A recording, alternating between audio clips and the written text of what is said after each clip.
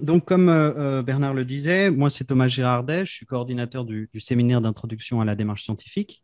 Ce que je vais vous dire assez brièvement aujourd'hui, je vais essayer de vous présenter déjà le séminaire en tant que tel. Il y aura une petite suite après à ce que je vais dire. C'est Madame Badet qui va prendre la suite juste pour vous expliquer ce que c'est la formation InfoTrack. C'est une formation qui se fait en parallèle du séminaire, mais il faut la réussir pour avoir les crédits du séminaire. Donc, le séminaire, il y a plusieurs exigences. Il y a les travaux écrits, il y a la participation et la présence, mais il faut aussi réussir InfoTrack. Je laisserai le soin à Madame Badet de faire l'explication un peu plus détaillée là-dessus. Alors, pour ce qui est des séminaires, ah non, alors attendez, il y a juste un rappel qu'il fallait que je fasse. C'est Madame Badet qui me l'avait d'ailleurs rappelé. Il y a une question d'identification, de protocole d'identification de l'Université de Genève. Je crois que anciennement, on était sur ISIS, me semble-t-il. Ça passe à Switch Edu ID, je pense. Bientôt, il faut le faire jusqu'au 25 février, si je ne me trompe pas. En tout cas, je fais l'annonce. On verra. Il y a le lien pour la procédure. Il faut juste lier votre compte s'il existe déjà. Par exemple, votre compte ISIS ou créer un compte Switch. Éventuellement, toute la démarche est expliquée. Vous pouvez cliquer sur le lien présent. Les slides de cette présentation, celles que je suis en train de faire, elles sont déjà disponibles sur le Moodle du séminaire et potentiellement du cours. Ah non, peut-être pas du cours, mais en tout cas du séminaire. Je vais revenir, vous pourrez cliquer dessus, mais faites-le avant le 25 février et puis veillez à bien vérifier tout ça.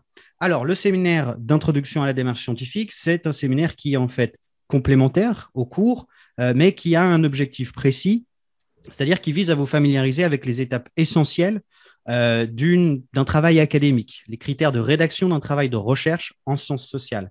On va plus aller dans la pratique, en fait, dans ce séminaire. Vous allez avoir un encadrement qui se fait tout au long du semestre. On va voir comment ça se passe.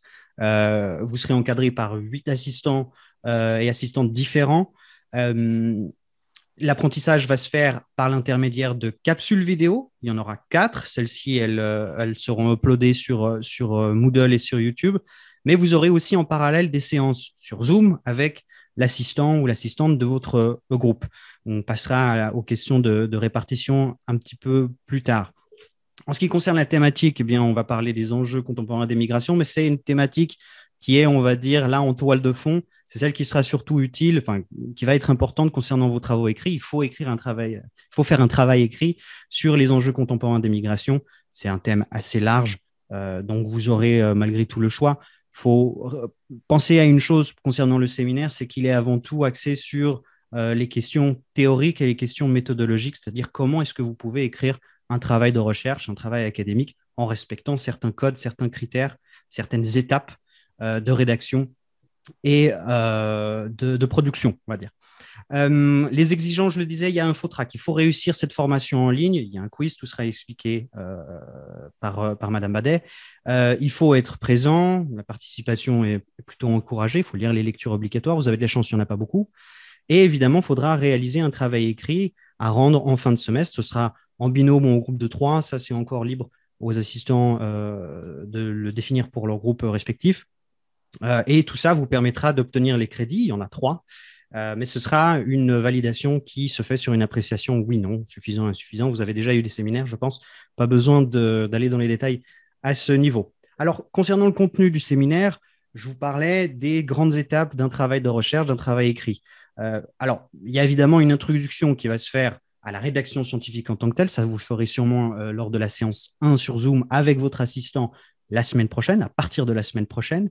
Mais on va revenir aussi, surtout, notamment dans une des capsules vidéo, sur la problématique et la revue de littérature. Qu'est-ce que c'est? Pourquoi est-ce que c'est une étape importante d'un projet de recherche? Il faut effectivement que vous soyez en mesure de pouvoir poser un problème, poser bien un problème de bonne manière. Et puis, il faut que vous soyez aussi en mesure de pouvoir solliciter, mobiliser une bonne revue de littérature, que ce soit simplement pour vérifier déjà si le travail de recherche, la recherche que vous souhaiteriez faire n'a pas déjà été faite avant, mais aussi il faut justifier de la pertinence de votre potentielle recherche, de votre projet de recherche. Il faut expliquer en quoi c'est intéressant et sur quelle base scientifique vous comptez la faire. Donc, je ne vais pas aller dans les détails là non plus, mais effectivement, vous allez aussi apprendre à formuler une bonne question de recherche. Ce n'est pas si simple, on ne peut pas poser comme ça une question de manière assez naïve. Il faut respecter certains critères là aussi. Vous aurez ensuite, là aussi, une capsule vidéo sur le cadre théorique.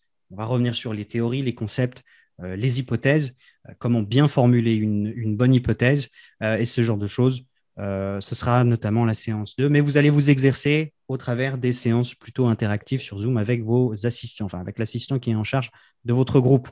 Il y aura ensuite l'opérationnalisation, c'est-à-dire comment mesurer les variables, comment présenter la manière dont vous allez mesurer la variable que vous souhaitez traiter éventuellement. Ce n'est pas aussi simple que ça, il faut respecter là aussi certaines choses. On reviendra là-dessus en détail tout au long du semestre.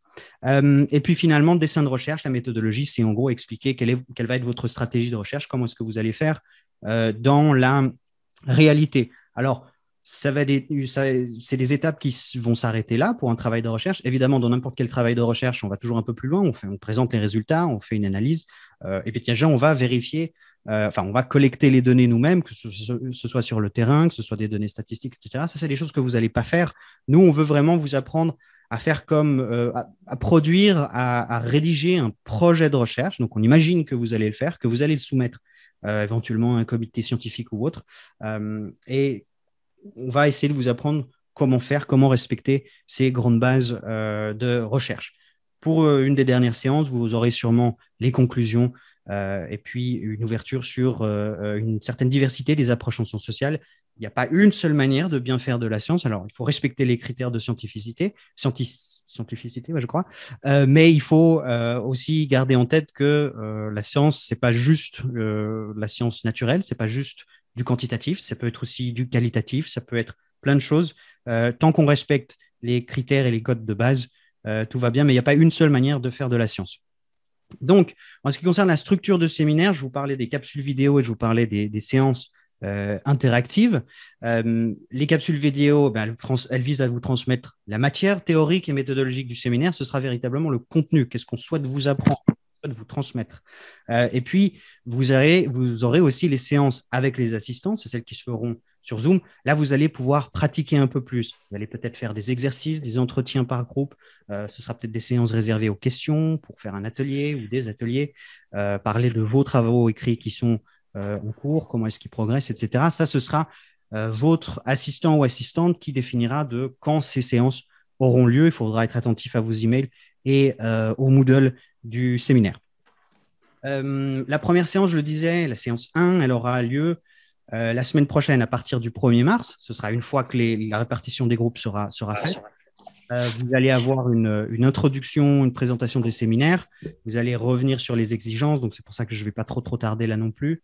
Vous allez organiser et programmer les séances, enfin, c'est surtout les assistants qui vont le faire.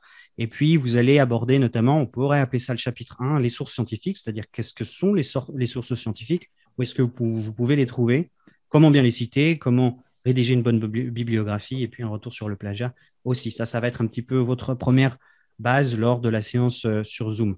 À partir de là, vous allez faire des séances différentes. Ce ne sera peut-être pas un même planning entre certains groupes parce que ça va dépendre des assistants, mais c'est lui ou elle qui vous communiquera le planning des séances sur Zoom. Nous, on publiera 4 vidéos en tout sur YouTube et sur Moodle durant le mois de mars, en fait.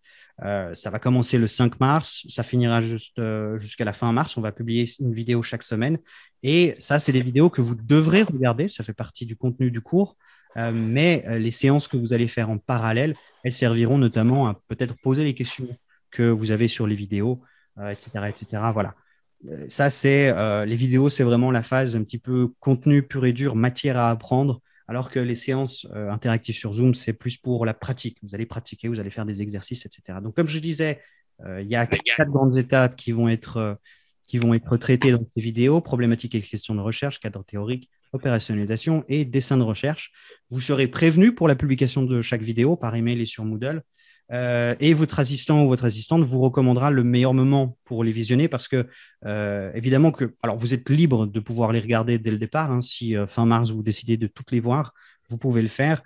Néanmoins, vous ne pourrez peut-être pas poser des questions sur la dernière séance, sur la dernière capsule vidéo, le dernier chapitre, si votre assistant, par exemple, on est encore à la séance, au chapitre 2 ou chapitre 3, et dit non, non, la séance qui va venir, c'est réservé pour discuter de la problématique. Vous ne pouvez pas comme ça demander de discuter du dessin de recherche. Enfin, tout ça, ce sera précisé par vos assistants lors de la de la première séance avec eux. Il n'y a pas de différence de contenu entre les groupes de séminaires, ça je pense que vous l'avez bien compris. Le syllabus du séminaire est présent sur l'espace Moodle du séminaire. Alors pour trouver l'espace Moodle du séminaire, vous allez sur Moodle et vous tapez Introduction à la démarche scientifique 2021, je pense que ça devrait suffire. Il faut vous inscrire sur le Moodle, c'est là qu'il y a les lectures obligatoires, c'est là qu'on va peut-être uploader les vidéos, c'est là que tout se passe. Donc, c'est nécessaire. N'oubliez pas aussi d'être particulièrement attentif à vos emails. Je sais que voilà, dans le télétravail ou plutôt l'enseignement à distance, c'est quelque chose d'extrêmement important. S'il y a un changement, s'il y a des choses qu'il faut modifier, s'il faut faire certaines choses, s'il y a des imprévus, il faut être attentif à ces emails. On essaiera de centraliser évidemment les choses sur Moodle, mais parfois, ce n'est pas possible. Donc, veillez à vos emails aussi. Vous trouverez aussi dessus les documents habituels, les syllabus, le syllabus, les listes de répartition, les ressources, etc.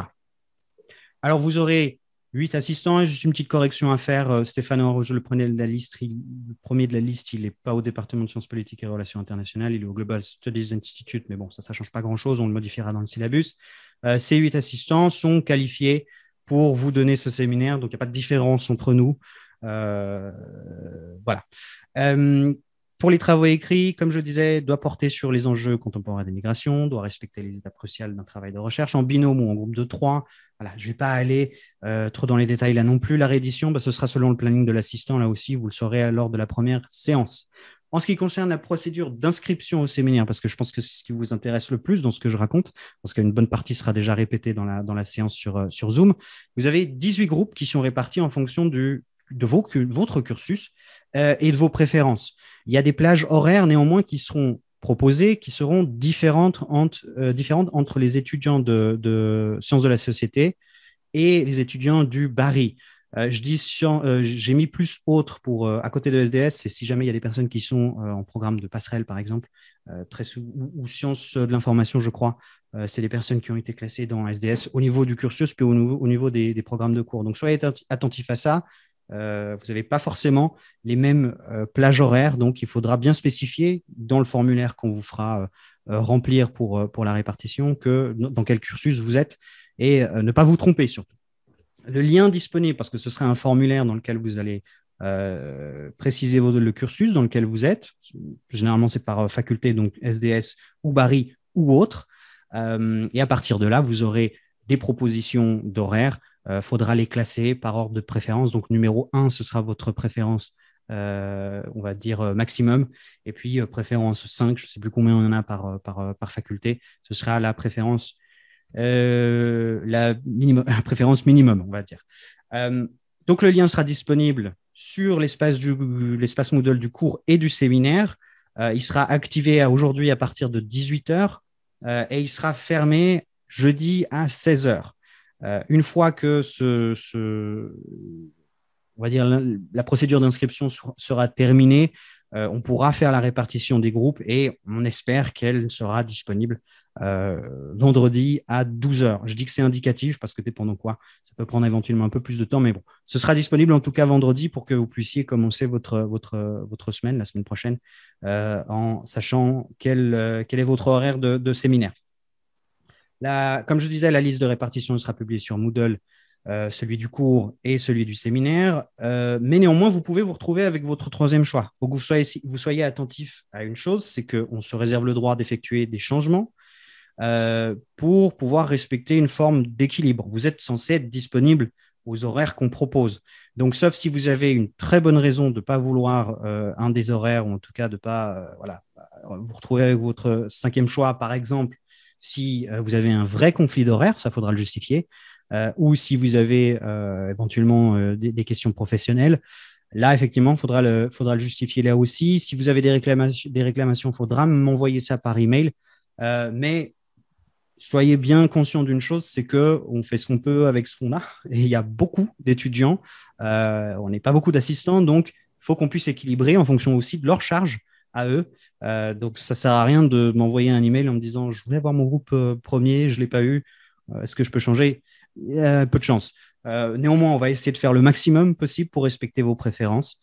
Mais il ne faut pas non plus être surpris si vous avez votre troisième, voire éventuellement cinquième choix. C'est ce que j'espère pas, évidemment, mais ça peut arriver. Et c'est comme ça. L'avantage de ce semestre, c'est que comme les choses se font à distance, vous n'avez pas besoin de faire 2 heures de train pour venir éventuellement. Et puis, ben, les séances de contenu, elles sont données sur YouTube. Donc, théoriquement, vous pouvez les voir à tout moment. N'oubliez pas de vous inscrire à l'espace Moodle. C'est là qu'on va tout centraliser. Voilà, je crois que j'ai fini pour la présentation. J'espère que je n'ai pas été un peu trop vite, mais je pense que c'est bon. Si jamais vous avez des questions, vous m'envoyez tout par email, thomas.girardet@unigeo.ch et j'essaierai de vous répondre le plus rapidement possible. Je vous rappelle, le formulaire des inscriptions, de la répartition des groupes de séminaires sera disponible aujourd'hui à 18h sur les 2 Moodle. Voilà. Du coup, je passe la parole à Gervais Badet qui va nous donner les détails concernant la formation InfoTrack, formation en ligne organisée par la bibliothèque. Merci Thomas. Bonjour à toutes et à tous. Je vais commencer de partager l'écran.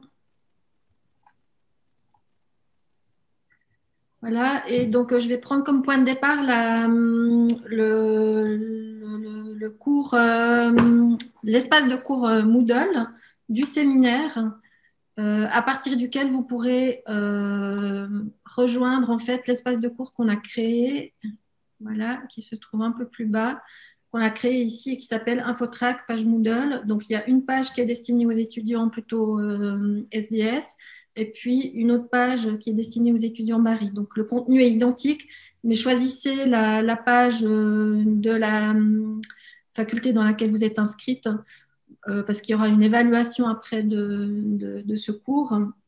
Et donc, pour qu'on puisse répartir les étudiants dans les bonnes facultés, il faut que vous choisissiez la bonne page. Donc, juste pour l'exemple, je vais montrer la page SDS. Donc, et puis, donc, je vais vous présenter cette plateforme InfoTrack. Donc, qu'est-ce que c'est que cette plateforme? C'est une plateforme d'apprentissage ou d'auto-apprentissage plutôt en ligne ou compétences informationnelles qui a été créée par la bibliothèque. Et puis, je vais vous présenter aussi ce qui vous sera demandé dans le cadre du séminaire SDS. Donc, InfoTrack, en fait, ça vous permet d'acquérir des compétences informationnelles qui sont essentielles pour mener à bien vos travaux académiques, notamment les travaux que vous aurez à faire dans le cadre du séminaire et du cours, mais aussi tout au long de votre parcours académique et même peut-être plus tard également dans votre vie professionnelle. Donc, ces compétences, on les a résumées ici, c'est savoir préparer correctement une recherche documentaire, savoir identifier les ressources disponibles qui sont pertinentes pour un besoin de recherche d'informations spécifiques, c'est savoir mener correctement aussi vos revues de littérature, c'est savoir préparer des stratégies de recherche un peu élaborées pour trouver la documentation et puis la littérature adéquate. C'est aussi accéder correctement à l'information, aussi bien celle qui est disponible à l'UNI, mais peut-être aussi à d'autres sources d'information. C'est aussi évaluer la qualité et la pertinence de l'information, etc.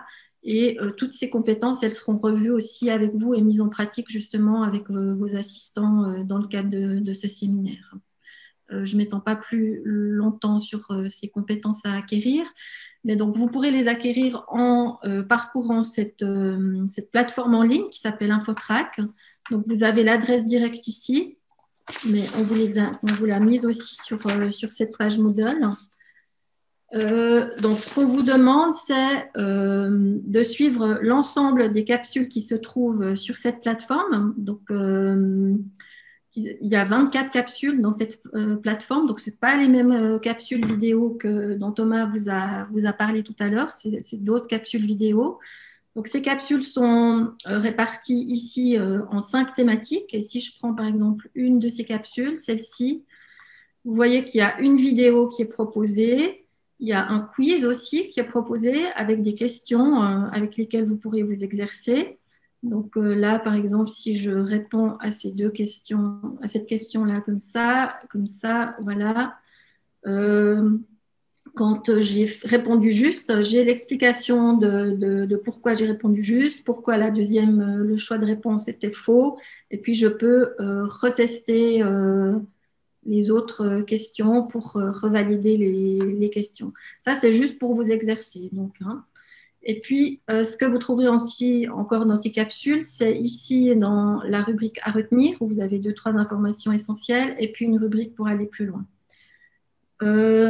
Donc, ce qu'on vous demande, c'est de parcourir toutes ces capsules vidéo. Pour réussir l'examen qui vous sera demandé à la fin, il ne vous suffit pas de consulter uniquement la rubrique à retenir. Vous êtes vraiment obligé de visionner les vidéos parce qu'il se trouve des informations qui sont uniquement dans la vidéo. Donc, ces vidéos, elles durent à peu près 3 minutes. Et donc, le parcours d'une de ces capsules est estimé environ à 10 minutes. Donc, il vous faudra à peu près 4 heures de cours pour parcourir l'ensemble de la plateforme. Ce que je dois vous dire encore, c'est que, donc je vous ai dit qu'il y avait 24 capsules, mais en fait, il n'y en a que 22 parce qu'il y a ces 2 capsules-là dans cette rubrique « Comment trouver » qui sont en cours de révision parce qu'on a changé de système. Et donc, ces 2 capsules-là, vous n'avez pas besoin de les visionner. D'ailleurs, il y a pas, les vidéos ont été retirées, donc elles ne feront pas partie du champ de l'examen. Donc, 22 capsules en tout. Voilà ce que je dois vous dire encore. Donc, voilà, j'arrive à l'évaluation.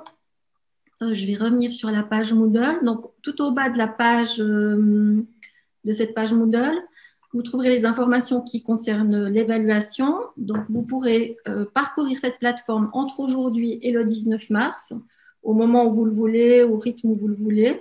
Donc, bien visionner les vidéos et vous exercer avec les quiz. Et ensuite, avant le 19 mars, minuit, dernier délai, vous pourrez réaliser le QCM qui contient 20 questions de différents types. Donc, il y a des questions vrai-faux, du choix multiple et puis des questions à relier aux réponses. Vous avez droit à une seule tentative et puis vous avez un total de 30 minutes pour répondre à ces questions. Une fois que vous aurez répondu à toutes les questions, vous avez la possibilité de relire aussi, de corriger si vous voulez. Et à la fin de votre travail, donc pensez bien à cliquer sur tout envoyer et il faut cliquer une deuxième fois sur confirmer l'envoi. Voilà. Et puis donc le résultat vous sera envoyé par vos assistants avec une appréciation. Donc ce sera acquis ou non acquis. Et puis ce sera transmis par mail entre le 22 et le 26 mars, donc à la fin du séminaire. Ce que je voulais vous dire encore par rapport à notre changement de système à la bibliothèque, donc on a préparé, vu qu'on, donc vous savez sans doute que donc on a rejoint un nouveau réseau qui s'appelle SLSP et qu'on a un nouveau système de recherche bibliographique qui s'appelle Swisscovery. Et donc ça date du mois dernier. Donc les vidéos qui étaient disponibles sur Infotrack et qui présentaient cet outil ne sont pas disponibles. Je vous les ai montrées tout à l'heure. On n'a pas eu le temps de les refaire.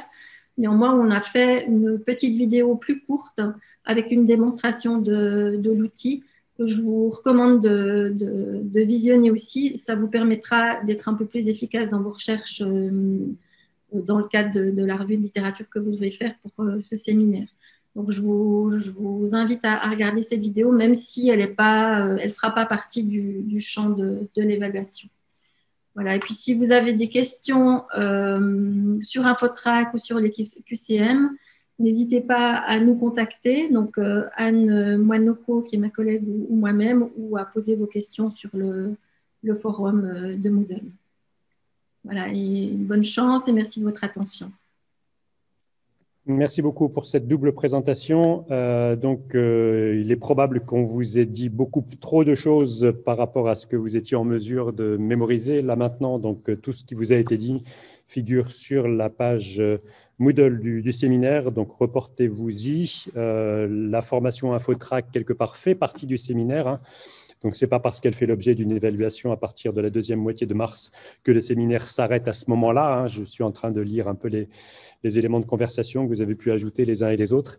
Non, le séminaire se déroule sur l'entier du semestre et la formation InfoTrack se fait en parallèle des premières séances du séminaire. Vous avez le temps, encore une fois, de prendre vos marques, quelques jours au moins. Peut-être que la première urgence sera de vous déclarer pour les groupes de séminaires et enregistrer le créneau hebdomadaire qui sera le vôtre à partir de la semaine prochaine. Thomas Girardet vous a donné l'essentiel des informations, mais encore une fois, vous trouvez l'équivalent sur la page Moodle et je vous invite à le faire juste à la fin de ce cours.